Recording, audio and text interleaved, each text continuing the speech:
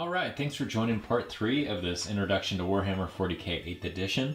In this video we're going to be talking about the psychic phase. The psychic phase follows the movement phase in the order of operations of completing a player turn in Warhammer. The psychic phase is actually pretty simple now, so let's take a look at the book to see the steps. So just past the movement phase page in the rulebook, we turn the page and we get part 2, the psyker phase. Now the psyker phase has 4 different steps. Let's take a close look at what we're going to be doing. So the first thing you're going to do, of course, is choose a psyker and a power. So we'll take a look at a psyker and the different powers that they have. The second thing you're going to do is make a psychic test. The third step is that the enemy, if they have psychers, they get to make a deny the witch test, which is essentially their way of trying to stop that psychic power from going through. And then lastly, you're going to resolve the psychic power. So there's a variety of different psychic powers. We'll talk about a couple.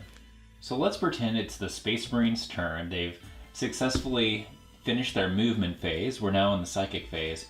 And this librarian here wants to cast a psychic power against this Hive Tyrant. So we're going to select this psyker here, the librarian. Let's take a look at his profile. Now if we take a look at the data sheet here, you're going to notice that this model is a psyker. And so we can read the rules here about the special abilities this psyker possesses. In this case, our librarian knows the Smite Power, which actually most psychers know that just naturally. Everybody knows the Smite Power. He also knows 2 psychic powers from the Librarius Discipline, and it references a page in the back that we can turn to where we would select 2 other psychic powers for this librarian before the game started. So to keep things simple, let's just pretend that he wants to cast the Smite Power. If we return to the rulebook, you'll actually see that the Smite Power is here in the psychic phase. It explains it. This of course is because every psyker in the game currently has the Smite ability. So if we read the ability, what you're going to see is that it says, if manifested, the closest visible enemy unit within 18 inches of the psyker suffers D3 mortal wounds. Mortal wounds will be explained later on. If the result of the psychic test was more than 10, the target suffers D6 mortal wounds instead. So it's actually a pretty powerful ability. Let's take a look at how we actually cast this power. To do that, we're going to look at making a psychic test. So turning back to our little battle here between the Space Marines and the Tyranids, we want to see if the librarian can successfully attempt to cast the Smite Power against the Hive Tyrant. So let's see, first off, is the Hive Tyrant within 18 inches? Of course he is. He's very close. Is he the closest model to the librarian, or closest enemy model? In this case, yes, there's no one else around.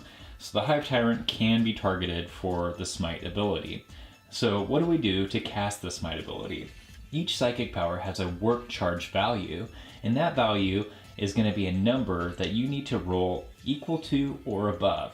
And in this case, the Smite psychic power has a work charge of 5. So what we're going to do is we're going to take 2 dice and we need to roll above a 5, equal to or above a 5, to cast this power successfully.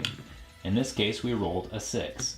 So the Smite power goes through. Now you might remember that the Smite ability said if you roll a 10 or more that you get to do D6 wounds instead of D3. 6 is greater than 5, so the power does go through, but it isn't equal to or greater than 10, so it's just going to be D3 wounds. But we don't stop there. We need to see if the Hive Tyrant can block this. Now the Hive Tyrant gets to make what's called a Deny the Witch roll. Now, Deny the Witch rolls are made by psychers that are within 24 inches of an enemy psyker that is trying to cast a power. So in this case, the librarian is of course within 24 inches of the Hive Tyrant. In fact, he's actually targeting the Hive Tyrant. So in this case, the Hive Tyrant gets to try to deny that psychic ability. To do so, he is also going to roll 2 dice, and he needs to roll greater than the 6 that the librarian rolled. So in this case, he rolled a 7. So because the result is greater than the 6 that the librarian rolled, the psychic power is actually canceled at this time and does not go through. But let's pretend that the Hive Tyrant rolled a 6.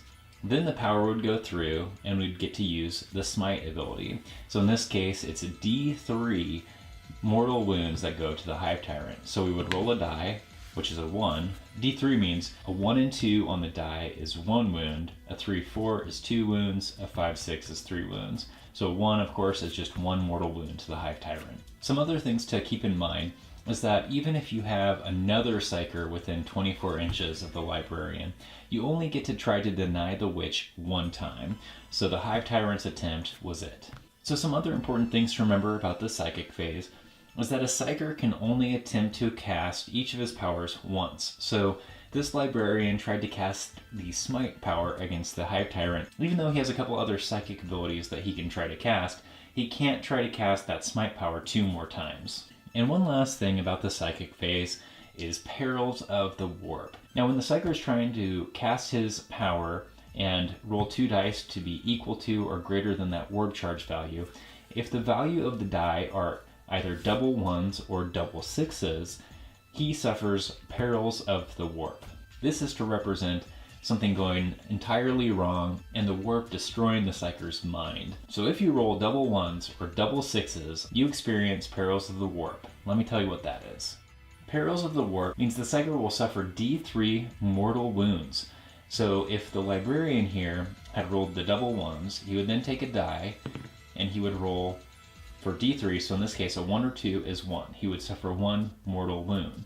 But what happens if you rolled a 6? Well, he'd suffer D3 mortal wounds, and if the 3 wounds were enough to actually kill this model, not only would his psychic power automatically fail, but it would also then give D3 mortal wounds to any unit within 6 inches of that Psyker as he's dragged into the warp and removed from the table. So just to recap the Psychic phase. The Psychic phase occurs after the movement phase.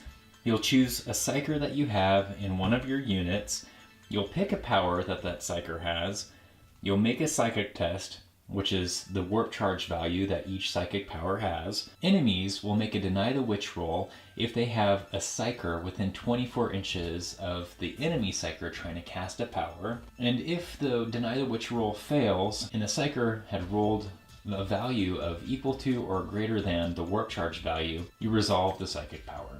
And a few other pointers, again, is that Psykers can attempt to cast all the psychic powers they know, but they can't attempt to cast one of their psychic powers more than once per turn. If you roll double 1s or double 6s when rolling for your warp charge value, you experience Perils of the Warp, which is going to be D3 mortal wounds to your Psyker. So that's it for part 3, learning the Psychic phase. Stay tuned for the shooting phase, which will be part 4. If you enjoyed this video, please hit the like button, and if you're interested in watching more Wolfpack Wargaming videos, please hit the subscribe button.